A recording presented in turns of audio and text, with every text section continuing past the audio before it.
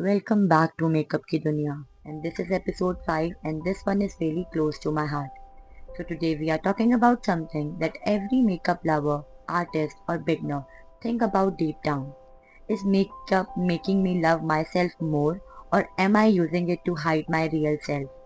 In this episode we will explore the emotional connection between makeup and self-worth, how makeup can become a beautiful path of self-love, and how we can break the cycle of self-doubt and judgment.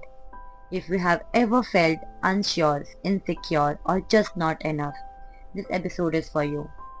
Part 1, My Real Story, where it all began. Let me take you back to my own beginning.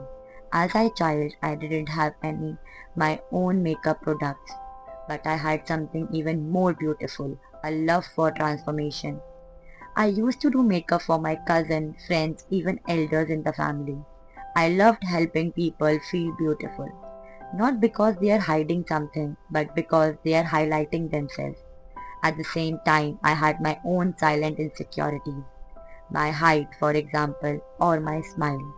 There's a gap in my teeth, and for years I hated smiling in photos.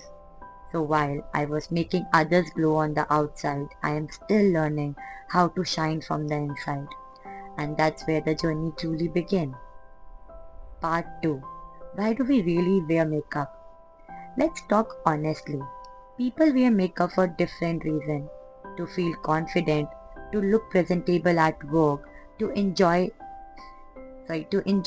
creativity, or someone to hide insecurities. And that's okay. There is no right or wrong reason. But the most important question is, am I doing this out of love or fear? Makeup become toxic only when it become a mask. When we start believing that we are not beautiful without it. That's not makeup fault. It's the pressure we feel from society, from Instagram filters, from unfair beauty standards. Part 3. Common doubt. Let's address them. Let's address some doubts many people have. Question 1. If I can't post a selfie without makeup, am I insecure? No, you are human.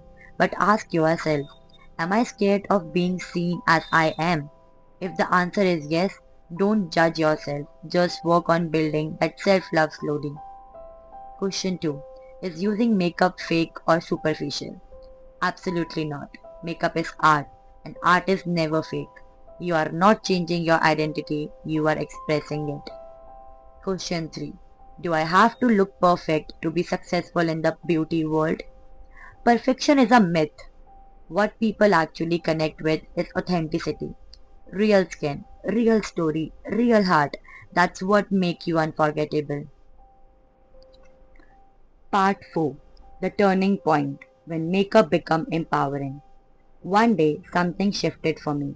I looked in the mirror not to correct anything, but just to see myself as I was. I did a soft, glowing look, nothing too much, and I smiled.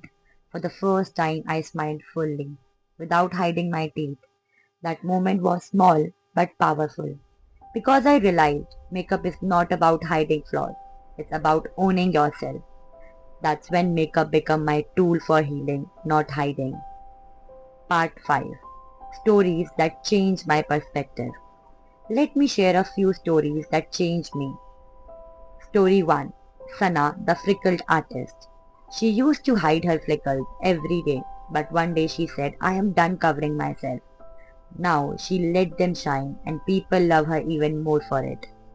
Story 2. The 55-year-old bride.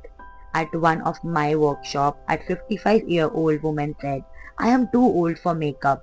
We did a soft look for her, and she cried looking at herself. Not because of the makeup, but because she finally saw herself again. Makeup didn't change her. It helped her remember who she was. The real power of makeup. Part 6. For makeup artists, you are healing people. If you are a makeup artist watching this, please know this. You are not just painting faces. You are holding people insecurities and turning them into strength. Be gentle, be kind, listen to your clients. Because sometimes behind the please hide my dark circle is a story of exhaustion, heartbreaks, or anxiety. When you work with love and intention, you help people see themselves with compassion. That's a real art. Part 7. The real meaning of self-worth. Self-worth is not about confidence all the time. It's about knowing your value, even on days when you don't feel 10 out of 10. Making should makeup should be some Makeup should be something that adds joy to your life, not something you depend on for survival. If you wake up barefaced and still feel good about who you are, that's growth.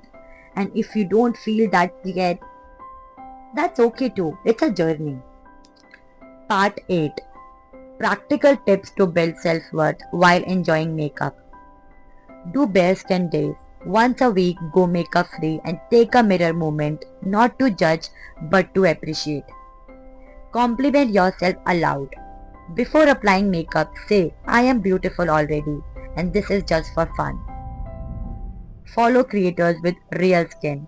Surrounded yourself with authenticity, not perfection. Use makeup with intentions. Ask yourself, what energy do I want to express today? Play with moods, not pressure. Help others feel beautiful. When you help others, you heal part of yourself too. Part 9. Ending note, you are enough. So, here what I want you to remember. Your worth doesn't come from your glow. Your highlight doesn't define your light. You are enough.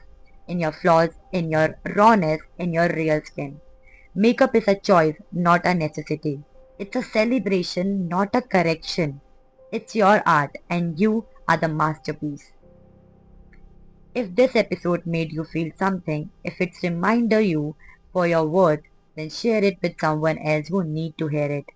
Let's create a beauty world that isn't based on pressure, but on power, where makeup doesn't hide us, it honors us. This was Makeup Ki Dunya episode 5, Self-Worth and Makeup. Thank you for being here. Thank you for being you.